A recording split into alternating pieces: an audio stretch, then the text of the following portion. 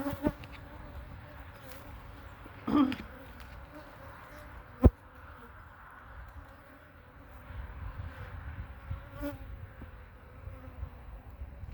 two are pretty stuck together.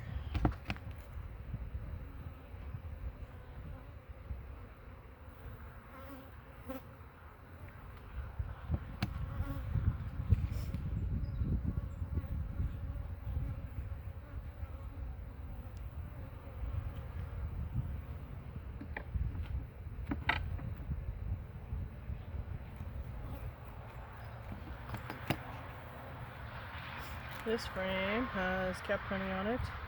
Oh, that's nice honey. That's all honey? Along the edge, yeah. This stuff that's all capped in white is honey. I haven't done anything with this outside, so I probably will swap that around when I put these back. You normally try to put them in the same orientation and everything as how you got them. But occasionally they won't tolerate empty space. So occasionally swapping something around is helpful. Try to get these girls to move out of my way a little.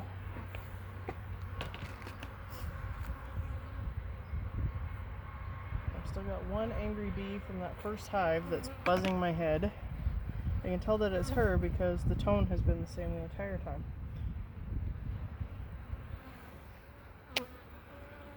They just started drawing this, so you can see they've got some honey along the top. You see them big fat bees in there? Those are drones. They are the boys. They basically eat up resources, mate, and then get chased out of the hive in the fall. The cool thing about them though is they are welcome in any hive.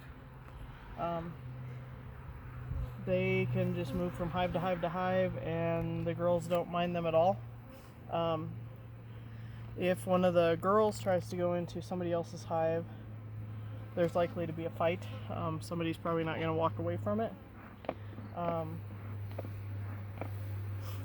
But the boys, they're allowed everywhere. A queen will be mated by 20 to 30 drones on her mating flight. And mating kills the drone. So this queen is a damn rock star. That all that middle there is drone or is brood. She's laying eggs like crazy. Looks like I do have a mite running around on there though. Not attached to anyone. We'll be doing mite treatment here in another week or so. That's the first sign of mites I've seen at all. But this is all uncapped brood over here, and she's got eggs and brand new larvae up along the top. You can see just underneath the where the honey line is, little rice looking grains. So she's a rock star. So we're not messing with this hive too awful much. Just checking to make sure she's still doing her job. Obviously she is. I'm going to make sure there's no other obvious issue. Obviously I've got some mites. Plan to treat for them anyway. So while they are a problem, I'm not super concerned. There are some brand new eggs on this one. A lot of it's been backfilled with honey, which tells me on this side has all eggs and little tiny brand new within a couple days larvae. But what that tells me when they start backfilling with honey is they might be out of room for storing it. So another frame. I'm a little bummed about that mite, because usually by the time you can see them, you've got a significant problem. But so far on this hive, I'm not seeing too much for issues. That is a very full brood frame. Both sides are very full capped brood, so that makes me happy. This hive of the three is probably the most chill. They don't really care that I'm in here. They just go on doing their own thing.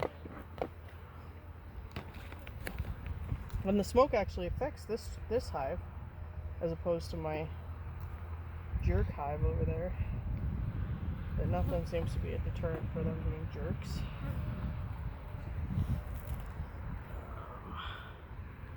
This is a frame that I checkerboarded last week when I inspected. One side's still being drawn out. This side has a whole bunch of eggs in it, you can see.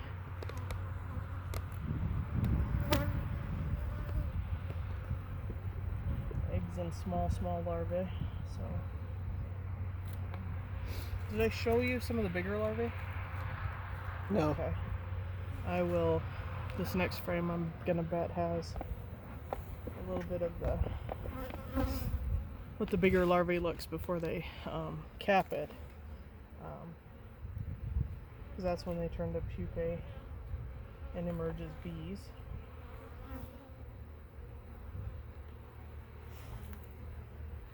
So in there, you can see those little worm-looking things that are curled up. Those are older larvae. You can see that some of them have been capped as well. And those are the older ones. And they are turning into actual bees. So.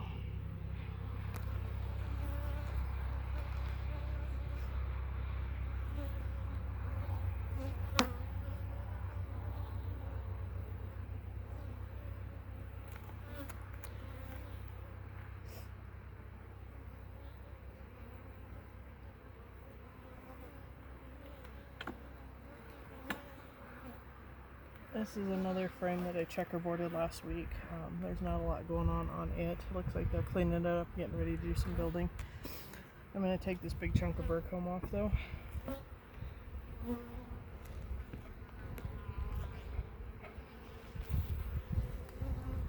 They don't love it when I do that, obviously. But otherwise they wind up with a giant mess in the middle of the hive and it's hard to work.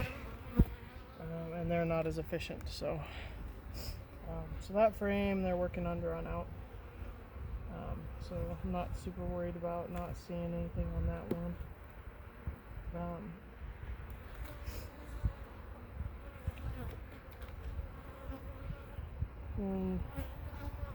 These last two ideally would be pretty much all honey, but I think that we're going to see that we've got brood on these two.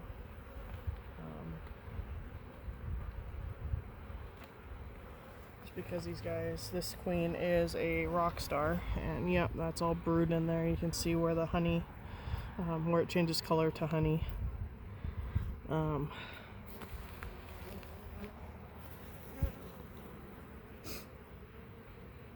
So yeah, they need more room, so we'll be putting a super on this one today.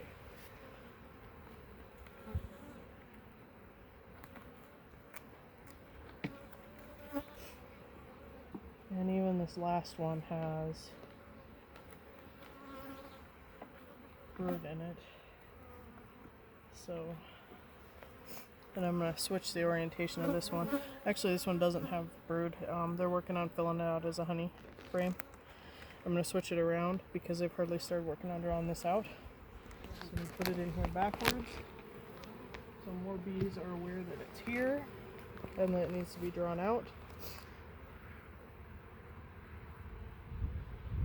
And then I'm going to move all the frames back slowly, carefully. Try to squish as few bees as possible. Unfortunately, every time you inspect, you wind up with a few squished bees.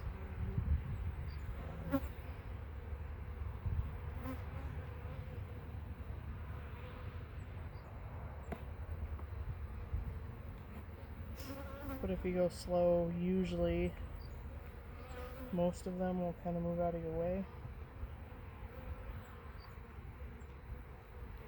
They'll let you know that they don't like it, but they'll mostly move out of your way.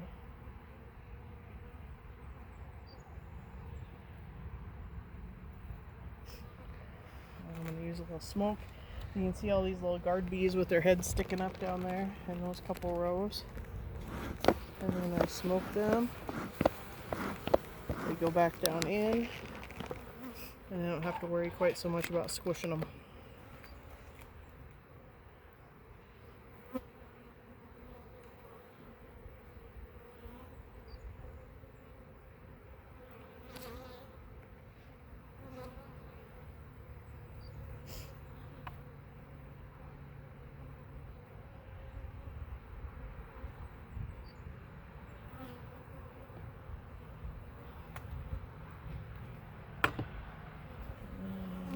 Smoke these a little bit so I get them to move.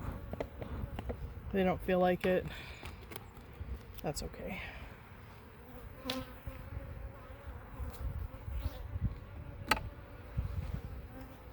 Drop him back in there. The other thing to note is new comb is bright white, sometimes a little bit yellowish, whereas older comb gets that dark brownish, kind of rich gold color to it.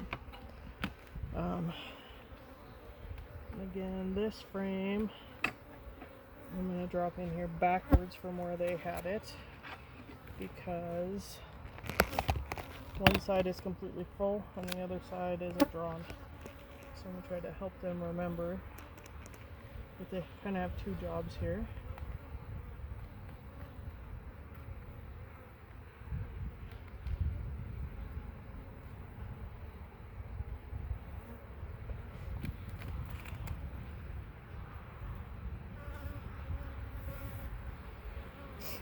Kind of blow on them a little bit. Sometimes you can get them to move from where they think they need to be in your way. This bee is still just mad at me.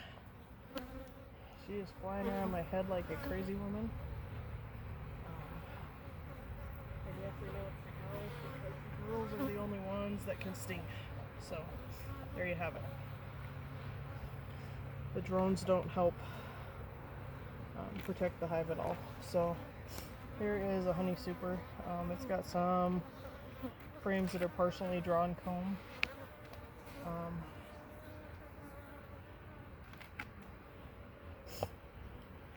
But mostly it's just empty. There's some new frames. I'm going to grab that sugar water sprayer.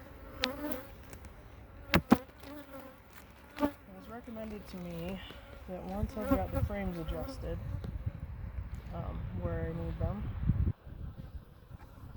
that if I sprayed some sugar water, it might entice all these girls to think about coming up here and helping draw comb and such. So you want all the frames tight together on these little dog ears. And you want to try to leave as even on the ends as you can. That way the bees don't have a lot of extra room to draw what's called burr comb. Keeps you from having a mess, keeps it kind of organized. Bees want to do what bees want to do. They don't necessarily want to do what you want to do. So you have to give them a little bit of help and direction from time to time. So we're going to lid these ladies back up so that they can go about their day. And since I put a super on here with the right handles, I'm going to go ahead and put the right lid back on here too.